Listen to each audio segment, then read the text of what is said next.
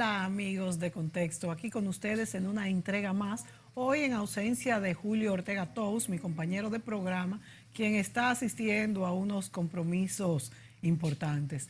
Bueno amigos, ante la reciente discusión que tuvimos en el Congreso Nacional, en la Cámara de Diputados, sobre pues la puesta en práctica, vamos a decir, de una resolución que fue aprobada en el año 2000 sobre si enseñar o no las cuestiones referentes a la Biblia, o sea, a la religión católica y evangélica, en este caso, en colegios públicos y privados, se ha puesto de manifiesto de nuevo, pues el tema religioso en el país. En el Congreso las posiciones estuvieron polarizadas. Por ejemplo, la diputada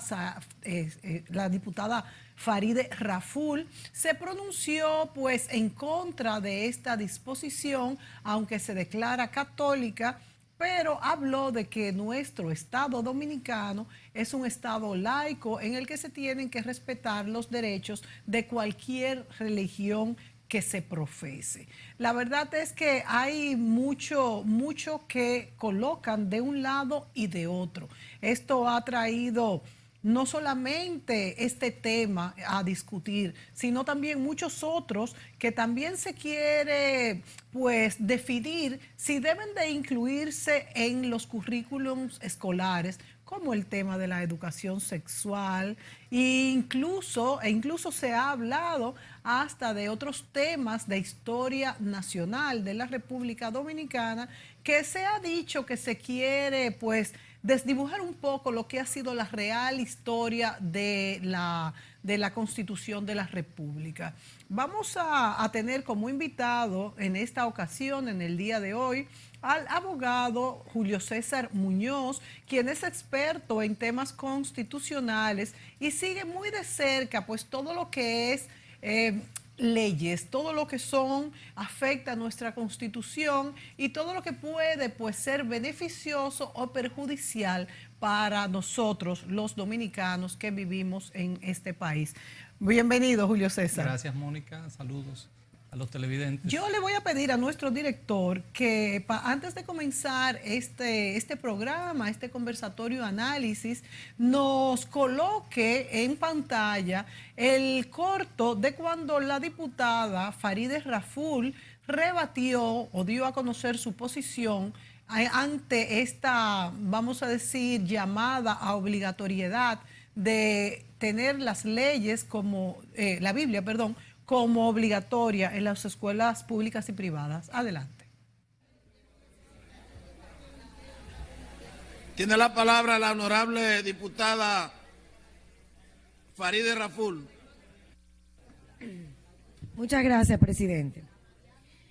Hay varios aspectos que han tocado aquí a propósito de esta resolución que se pretende aprobar en esta Cámara y que se ha aprobado con un informe favorable.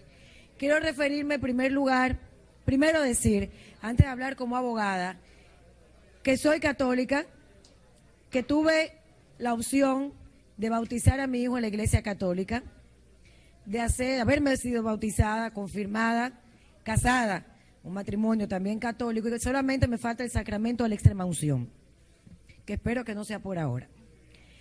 Y gracias a Dios, en esta época yo tuve la opción de elegir la religión que yo quería y la religión que yo quería para mi hijo. Y gracias también que nací en esta época, porque la Constitución Dominicana me da esa libertad de elección. Los artículos 39, 45 y 63 de la Constitución de la República hacen referencia a varios derechos: el derecho a la igualdad, el derecho a la libertad de conciencia y de cultos y el derecho a la educación.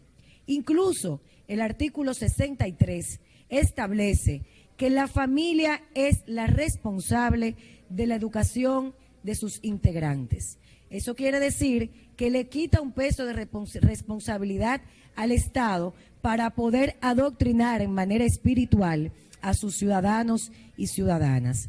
Pero más allá de ahí, la Constitución de la República establece, dentro de la definición de Estado nacional, las características del país que tenemos. Y dice que la República Dominicana es un Estado laico. ¿Y qué significa ser un Estado laico? Un Estado donde personas con diferentes religiones podemos coexistir en el respeto a esa diversidad y a la opción que tuvimos de elegir la religión que más nos acerca al Dios en el que creemos.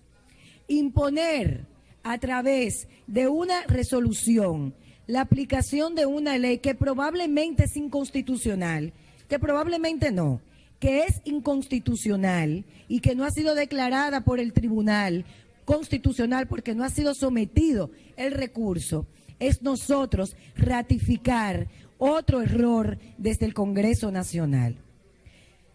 Las sociedades y la doctrina de la Iglesia, sobre todo de la católica, han ido avanzando y progresando con los años a partir de su separación del Estado y del desarrollo de políticas públicas. Imponer la Biblia en todas las escuelas privadas y públicas en la República Dominicana es sacar del sistema a decenas y decenas de ciudadanos que profesan otras religiones. Y cuando hacemos eso, estamos imponiendo una sola religión y estamos imponiéndole a nuestros ciudadanos un dogma de fe y no le estamos dando la elección que manda la Constitución Dominicana. Como legisladores y legisladoras, tenemos que recordar que somos parte de un poder público, más allá de nuestros dogmas de fe, que yo no puedo venir a tratar de imponer a 189 diputados el catolicismo como religión, que tengo que respetar las razas, las orientaciones sexuales, que tengo que venir aquí también a respetar la diversidad que se vive en la sociedad dominicana, porque como legisladora tengo el deber de primero también respetar la Constitución de la República Dominicana, que nos trajo aquí y nos ampara para hacer nuestra labor. Entonces, más allá del dogma de fe que profesemos cada uno, respetable, y por el que exigimos respeto, no podemos hablar de imposiciones. Sería ratificar una inconstitucionalidad y yo creo que estamos en un nivel donde hemos adquirido una madurez democrática en la República Dominicana acerca del estudio de los lineamientos que manda la Constitución Dominicana. Muchísimas gracias.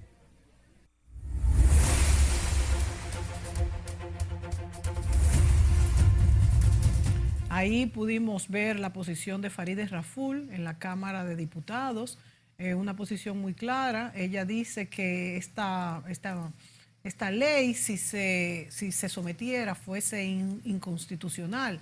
Entonces, tenemos muchos puntos desde el que podríamos hacer este análisis.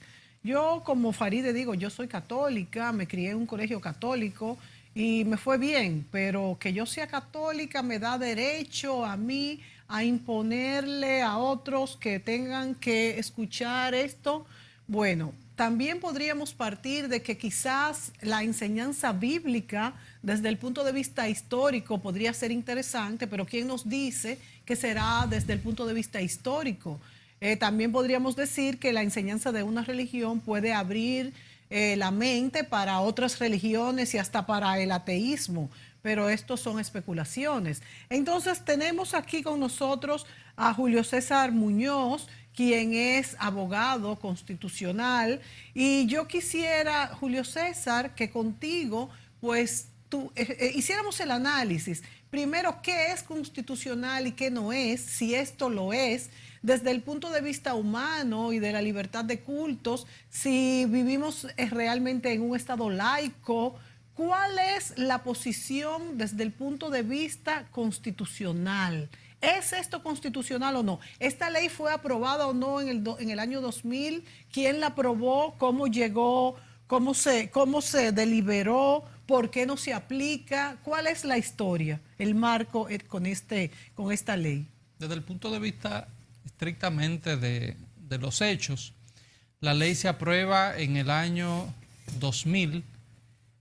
Tengo entendido que el padre de la diputada Raful era diputado en ese momento. Tony Raful. Y tuvo algún rol, si los hechos no se me confunden, en favor la aprobación para que veamos, para que veamos las diferencias. Ciertas ironías. La ley se aprueba en el año 2000. Recordemos que nosotros tuvimos una modificación constitucional en el año 2010. Sí. De todas maneras, la Constitución del 66, reformada en algunos aspectos en el 94, también esbozaban algunos elementos, pero fue en la Constitución del año 2010 a donde el texto constitucional establece en diversos principios, pero específicamente en el 39 sobre el principio de la no discriminación, establece el tratamiento igualitario a todas las personas sin importar su creencia religiosa. Antes no existía esta cláusula. No con la delimitación, la determinación que tenía en el texto. Por eso se refiere del Farideh 2010. Raful a que si se examinara, si se examinara hoy, a la luz sería inconstitucional. inconstitucional. Entonces, en el artículo 45, la Constitución establece la libertad de cultos, siempre y cuando sea con fines pacíficos, sin subvertir el orden público establecido. Que habría que preguntarse si cuando irrumpe una persona en un vagón del metro, abiertamente con un micrófono en la mano con un micrófono en la mano, si estaría respetando la Constitución y si las autoridades del metro de Santo Domingo estarían obligadas a controlar eso, porque probablemente si hay una persona que se pone a hablar de política y empieza a favorecer a uno de los partidos o a uno de los candidatos, o de béisbol, hoy que el día que está un poco caldeado el ambiente y algunos ánimos están, si no, se sentiría que está alterando de alguna manera el orden público. Entonces, es bueno verlo un poco en diferentes contextos, porque a veces se entiende que necesariamente se está en contra del ejercicio de una práctica que, el crecimiento, el alimento espiritual, no le hace daño a nadie, y las normas sociales se establecen para poder garantizar una convivencia pacífica, y entonces es bueno verlo de diferentes ángulos. Muy importante. Entonces, en el texto actual de la Constitución tenemos dos disposiciones muy particulares, que son el 39 y el 45. En el 45 se establece la libertad de cultos. Entonces, claramente, una persona... ¿Quedaría entonces anulada esta ley del 2000? Sí. Hay otros argumentos que también vale la pena destacar en sentido contrario, y es que nuestra Constitución, nuestro símbolo patrio, tiene dentro del escudo la Biblia abierta en un pasaje específico de la Biblia, y tiene en el lema del propio escudo las palabras Dios, patria y libertad. Sí. Y de alguna manera pues se entiende que eso viene en el ADN de la propia Constitución, de la propia formación de la República, y también eso habría que dejarle algún espacio de análisis a la luz del texto constitucional.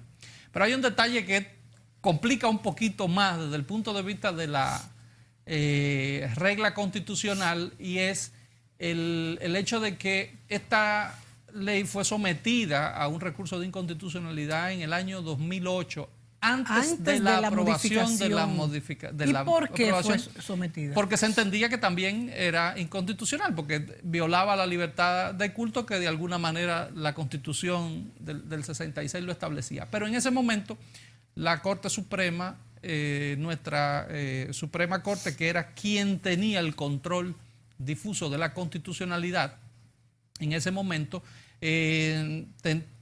tengo entendido, y digo tengo entendido porque estuve buscándola y no la encontré, pero tengo la certeza, consulté con algunos colegas, de que hay una sentencia de la Suprema Corte del año 2008, a donde rechaza el recurso de inconstitucionalidad. Entonces, eso se rechaza, pero no se aplica tampoco la ley. No, la ley no se aplicó, nunca. Entró en un tiempo proceso muerto. de letra muerta, de un vacatio leyes se llama, entró en un proceso de no aplicación de la ley y efectivamente no se ha aplicado, y quizá porque el ejercicio que se hace en la ley es muy laxo. Hay algunos aspectos que lo podemos ver en detalle y veríamos cuáles dificultades como sociedad nos pudiéramos ir enfrentando y entonces poder ir calibrando la dimensión del problema. Entonces, en ese momento, pues el recurso de inconstitucionalidad habría sido rechazado, y entonces eso impide que decisiones que tengan ya la autoridad de la cosa irrevocablemente juzgada, conforme a lo que señala la propia Constitución del 2010, puedan volverse a conocer. Sí. Porque se entendería, al aprobarse un nuevo texto sustantivo y al crearse un nuevo tribunal que conozca de la constitucionalidad de los actos jurídicos, entonces se entendería que se puede caer en un estado de incertidumbre, de inseguridad jurídica permanente, si todas las decisiones que habrían sido adoptadas por la Suprema Corte en ese momento como Corte Constitucional pueden ser revisadas nuevamente por el Tribunal Constitucional a la luz de la nueva Constitución. Sí.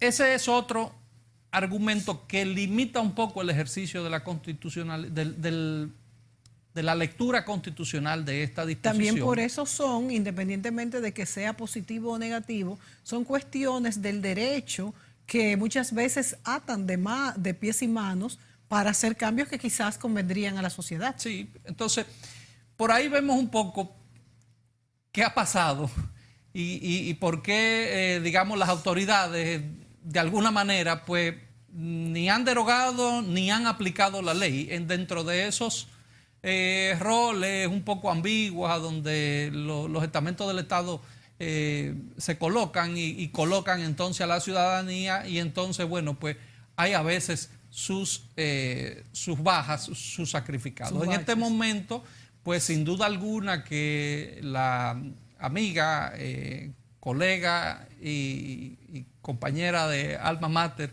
la diputada Raful, está siendo objeto de un fuerte escrutinio, y eso es lo que llama a preocupación, si más allá del mensaje y el contenido del mensaje se está queriendo sacrificar al mensajero. Claro, incluso he leído en algunas noticias que hay, pues, vamos a decir, personas que la prefieren y dicen que si ella mantiene este discurso ni siquiera votarían por ella, porque encuentran que esto es algo muy malo. Y también me refiero a que muchas veces una disposición o una ley que se hace por lo que se cree por el bien, porque indudablemente sí, también tendría esto cosas buenas, pero también podría verse como algo que realmente está, pues, desfasado en el momento dado. Por eso es que el derecho es tan peligroso, porque como muy bien ha explicado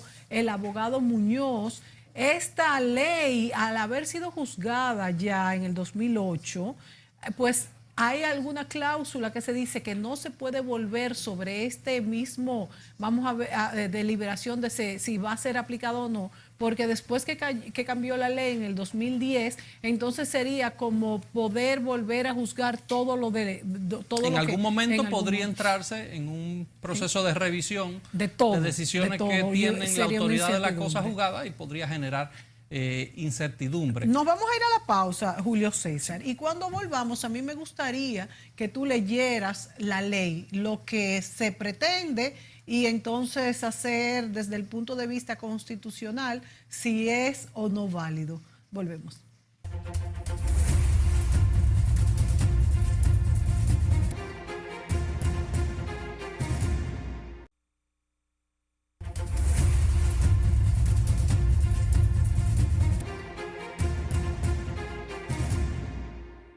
Bueno, amigos, analizamos en este programa con Julio César Muñoz esta discusión que se ha suscitado en la Cámara de Diputados sobre si la resolución que dice que se debe de enseñar la Biblia en los colegios públicos y privadas, que data del año 2000, si debe de ser acatada, pues desde entonces no se ha llevado a cabo, y por qué sí o por qué no, y por qué puede ser inconstitucional o discutirlo incluso podría ser inconstitucional.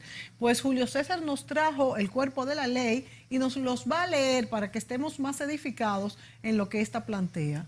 Miguel Ángel, Julio César. Sí, gracias, Mónica. Estos dos emperadores yo siempre los confundo. La ley plantea la modificación de la Ley General de Educación, la 6697, en su artículo 25, para específicamente impacta sobre el artículo 25 de la Ley General de Educación, agregando unos párrafos. Se establece a nivel inicial, básico y medio, quiere decir hasta la intermedia, después del izamiento de la bandera y entonación del himno nacional, la lectura de una porción o texto bíblico. Inmediatamente después del acto patrio, entonces vamos a leer un pasaje de la Biblia, un texto bíblico. Eso, sin duda alguna, que va más allá de un proceso de estudio de la Biblia como documento desde el punto de vista histórico. Sí. No digo que sea correcto o incorrecto. Claro, probablemente no. Los amables televidentes, cada uno tendrá su posición o su interpretación. Pero definitivamente que inmediatamente después del acto patrio, incluso eso quiere decir parados. Tiene un, sí. O sea que no hay análisis tal ahí entonces. No, hay una lectura de un pasaje bíblico. Luego se establece, párrafo 2, se establece a nivel inicial, básico y medio la instrucción bíblica que se impartirá por lo menos una vez a la semana. Los programas y métodos de enseñanza bíblica serán propuestos por la Conferencia del Episcopado y la Confederación Dominicana de Unidad Evangélica. O sea que no será la Secretaría de Educación. Por los dos gremios, exactamente. El Ministerio de Educación delega en cuanto al contenido de la Biblia a las dos agrupaciones mayoritarias en términos religiosos. Y la pregunta vendría, ¿y qué pasa con las otras denominaciones, los que no estén afiliados a CODWE, las otras manifestaciones religiosas, las que no se sientan expresadas ahí? ¿Tendrían derecho constitucional a ser abarcadas dentro de ese programa? ¿Se sentirían excluidas, marginadas? ¿Entraría en conflicto el artículo 39 de la Constitución o el 45? ¿Qué pasaría, que no existe significativamente en nuestro país, pero qué pasaría con lo que practican la religión musulmana o los amigos de Sosúa, de la religión, los judíos que practican, entonces, que leerían la Torá? En cada escuela pública, previo consenso de los órganos o autoridades religiosas competentes, se ofrecerá un programa de instrucción bíblica común, o en su defecto se ofrecerán dos programas de instrucción bíblica individual, uno por cada órgano o autoridad religiosa competente del párrafo 2. Los padres evangélicos y los cristianos. Si no nos podemos poner de acuerdo, los católicos y los protestantes, entonces vamos a dar dos programas de instrucción en las escuelas. Todo eso con los niños como experimento en medio de ese proceso de construcción curricular de programas y... entonces tendríamos que dedicarle doble tiempo. Habría entonces que dedicarle doble tiempo. Sí, doble tiempo. Entonces, uno para los católicos y uno para los evangélicos. Entonces se modifica el programa curricular. Por eso digo que la discusión, digamos que el problema a veces de la sociedad que entonces lleva a un elemento muy superficial la discusión, porque esto entonces impacta en la carga curricular. Probablemente por esto el ministerio probablemente de dar otra materia. Por supuesto, el ministerio tendría que hacer una reprogramación curricular. Ahí hay que ver cuáles son las prioridades académicas, en qué momento. En la tanda extendida, quizás darla. Claro. ¿Cuál es el momento idóneo en el que puede haber un mayor aprovechamiento. Y seguimos sin hacer ningún juicio de valor, solamente estamos señalando las dificultades de aplicación. Exacto, y cuándo se podría aplicar. Práctica y la aplicación jurídica de la ley. Y yo me refería a la tanda extendida porque ustedes se imaginan que quitaran, por ejemplo, 1 hora de matemáticas para dar religión. Sí. De los dos bandos. Tendría que impactar sobre el cuerpo curricular en algún sentido, ¿no? Y dice, los padres de los alumnos, aquí hace una salvedad importante, una salvedad que ha sido enarbolada como bandera por los que están a favor de la implementación de la ley, señalando, y entiendo que tienen un punto, de que no es obligatorio, porque a continuación dice, los padres de los alumnos o quien hagan sus veces podrán escoger entre los 2 programas de instrucción bíblica mediante una simple declaración escrita y también pudiendo optar por la exención de la materia como la prescribe la Ley General de Educación. ¿Qué van a hacer esos muchachos que no en cogen esa ese materia? momento? ¿Qué va a pasar con esos muchachos? ¿Cómo se va a dar ese contexto? Yo estudié en un colegio católico, jesuita, que tenía tradición de ser un colegio fuerte y digamos que probablemente nos inculcaron ese pensamiento crítico, pero no se me ocurriría pararme enfrente del padre o de la hermana que daba la materia y decir que yo me quería salir al pasillo porque yo no iba a discutir eso. No veo a un niño de 10, de 12 años asumiendo esa postura frente a su colectivo. Claro. Entonces, ¿qué pasa si hay ahí algún niño de una expresión religiosa distinta? Incluso podría ser víctima de bullying. Sí, definitivamente. Y además, a la luz del comportamiento que uno aprecia en el debate, pues la verdad que uno siente que los temperamentos no se han enfriado lo suficiente para abordar el tema desde el punto de vista estrictamente con responsabilidad, porque ha venido todo un juicio de descalificación hacia los actores que han estado involucrados en la discusión, y preocupa mucho que de lo que estamos hablando es de niños, de lo que estamos hablando es de la instrucción, y si estamos hablando también de reivindicar la palabra, si estamos hablando de construir un mensaje positivo alrededor de eso, yo creo que debió de mantenerse un canal de discusión sobre una perspectiva mucho más constructiva y no una perspectiva mucho más destructiva. ¿Tú no crees, Julio César, que tiene esto mucho que ver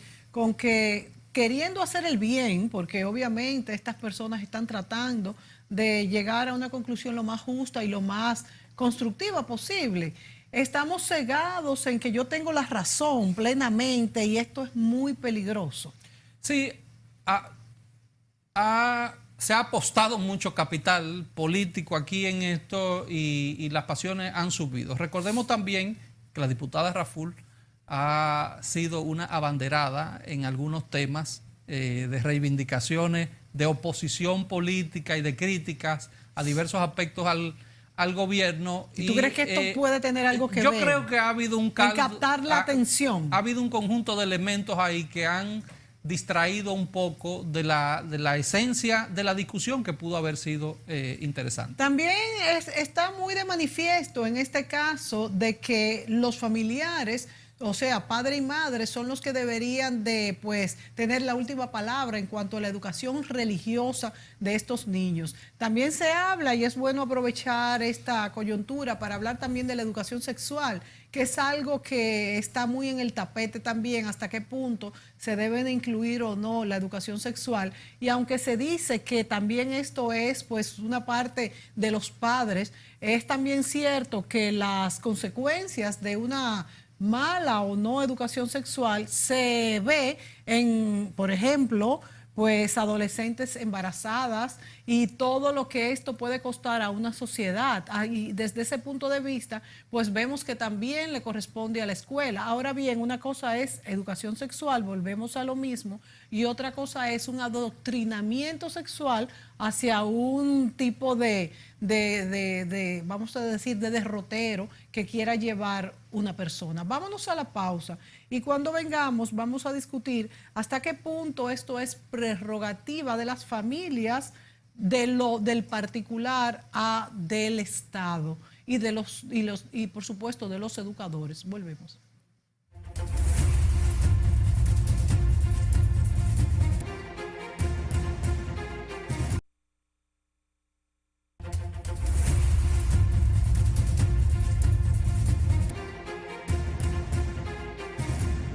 Julio César Muñoz, abogado, nos acompaña en esta ocasión y discutimos la validez de esta ley que fue pues puesta en vigencia en el año 2000 sobre enseñar parte de lo que es el estudio de la Biblia en las escuelas públicas y privadas. También te preguntaba en el segmento anterior, Julio César, ¿hasta qué punto es prerrogativa de las escuelas también impartir educación sexual, igual que la educación religiosa? ¿Y hasta qué punto la Constitución permite una u otra cosa o influye en estas enseñanzas?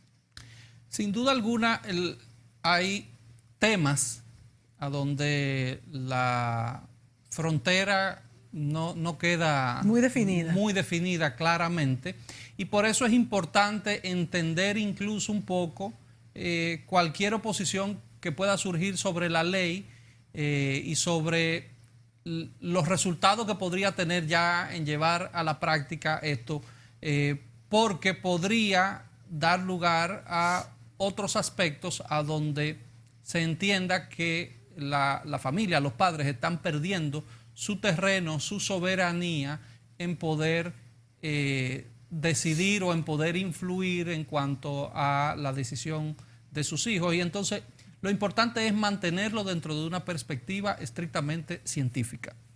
Creo que la Biblia y otros libros, desde el punto de vista de las enseñanzas, de las religiones, las enseñanzas teológicas, podrían perfectamente conformar un compendio interesante desde el punto de vista de las historias de la teología, historia de la filosofía o cualquier aspecto que podría ayudar, contribuir a un joven en una edad de formación. Sin embargo, recuerden que la ley está dejando fuera la secundaria. Quiere trabajar, quiere influir en el mensaje en la primaria y en la intermedia, que es cuando también intermedia. El niño está... Entonces, leamos un pasaje de Timoteo 2:12, a donde dice: yo no permito que la mujer enseñe ni que ejerza autoridad sobre el hombre, sino que permanezca callada. Wow, que le lean eso a un muchachito. Entonces, de a un niño grado. de 6 años, a un niño de 8 años, cuando el pastor le lea en el aula la palabra de Timoteo, o parado después del acto de bandera, a una escuela que pagamos con los impuestos de todos, a donde llegue ese niño a la familia y le diga... Y después dicen que por qué hay violencia intrafamiliar. Exactamente. Entonces, se está entrando en un proceso dogmático, en un proceso de inclusión. Entonces, por el otro lado, igual en el aspecto de la educación sexual, la composición biológica o anatómica de las personas es parte del estudio que debe de agotar un estudiante en educación básica, media y secundaria. Pero vimos las manifestaciones y entendemos cualquier resistencia que haya de cualquier sensación que tenga un padre de que a su hijo se le está incentivando o se le está enviando el mensaje de que debe de explorar o que debe de tener un una mensaje iniciación contrario al que él quisiera, o sea, al que él quisiera, iniciación sexual. Porque probablemente en la familia el mensaje podría ser postergar la iniciación sexual a un momento diferente y maneje con sus hijos ese mensaje, y entonces que haya una irrupción en ese mensaje desde la escuela, fomentando o incentivando al niño o a la niña a tener una exploración más sexual temprano de lo que probablemente su familia quiera, y probablemente ahí se genere una resistencia. Entonces, en ambos lados veríamos cómo desde que se aparta del contexto científico, del contexto pedagógico, y en algunos casos la línea es muy fina, entonces entraríamos en un escenario de a donde se pueda sentir que se están adoctrinando a los niños y violando el terreno. Que es muy peligroso. Y entonces Muy por peligroso. eso las sociedades hacen los pactos que están en el 39 y en el 45 de nuestra Constitución. Y el ¿Qué Estado dice? va cada día más, el 45 es el que define, el que permite y garantiza la libertad de cultos, Claro. y el 39 el que establece la no discriminación, porque una persona que se defina atea, o incluso voy más allá y a lo mejor sacuda un poco de sus Musulmana. asientos, no solamente eso, una persona que tenga una creencia satánica. Esa persona debe de ser, la Constitución establece que esa persona debe de ser respetada, sus derechos Es difícil también. le deben de ser respetados. Sí. Pero si esa persona llega a un lugar con con una insignia y con un atuendo, una apariencia que sea manifiestamente, que profese esa realidad en una situación que probablemente nosotros, desde el punto de vista moral, aborrezcamos, Sí, esa persona tiene derecho. sí. Y sí. tiene derecho a recibir el mismo trato y el mismo derecho y tener acceso a los mismos espacios que tenemos las personas que tenemos tendríamos una forma de pensar diferente. En ese caso de que tú él. has expuesto, Entonces, por eso es bastante extremo. Ese pero es el pacto también, que hace la Constitución. La Constitución es un pacto de la sociedad. Y la sociedad, para que no nos caigamos todos a palos, como ha pasado, le pasó a la diputada ahora, que verbalmente y políticamente se le ha embestido, probablemente sacrificando parte de un capital político valioso de una persona que se ha formado, que tiene Claro. mucho que aportar. Y que le podría hacer daño. Que cuando por lo cierto, que ella quiso hacer fue un análisis. no tengo un trato directo ni personal con Farideh ella, Raful. ni con su familia, más allá de la coincidencia generacional y de estudios, pero uno siente que a veces nos vamos hemos trasladado la discusión de aspectos que podría sacar resultados positivos a un ejercicio de canibalización simplemente por querer Prevalecer. imponer una opinión o imponer otra en ambos lugares. Entonces, bueno verlo en Desde el ambos punto contextos. de vista científico, como tú bien Porque, has dicho. sí, claro, si Ahora se sale bien, del punto de vista científico y entra en el punto de vista dogmático, Claro, es fatal. imagínense en mi caso, que a mis hijos le lleguen con este mensaje, hay que explicarle que bueno, que tiene un contexto y que definitivamente es un mensaje que, por lo menos en mi casa, no se tolera de ningún aspecto, porque yo no quisiera que mis hijos crecieran con la idea de que hay ninguna diferencia o ninguna condición superior del hombre sobre la mujer. Claro. No importa en cuál texto. Claro, lo diga, no importa en cuál texto. Ahora porque bien, eso tiene un momento y un contexto y una razón de ser que ya pasó, en es algunos otro casos se puede contexto coincidir histórico. o en otros no. Claro. Ahora bien, tú has tocado un punto ya esto quizás es hemos tratado, fíjense, en este programa de hacerlo todo desde el punto de vista de la Constitución, de lo que está ahí, del punto de vista científico, pero tú diste una opinión que yo coincido totalmente, Julio César, y es que esto sí podría hacerse estudiando el punto de vista, o sea, la historia de las religiones, y esto tendría que ser necesariamente en el bachillerato, porque un niño de primaria no puede entender esto. Yo creo que sería sumamente provechoso, porque las religiones han sido uno de las ciencias, de los aspectos, de las teorías que más han influido en la historia de la humanidad. Y si se estudiara en el bachillerato historia de las religiones, sería una materia parecida como a la filosofía incluso. Sí, sería fantástico. Podría perfectamente Pero ser, también quizás volvemos ahí. a lo mismo, es una apreciación, pero es histórico.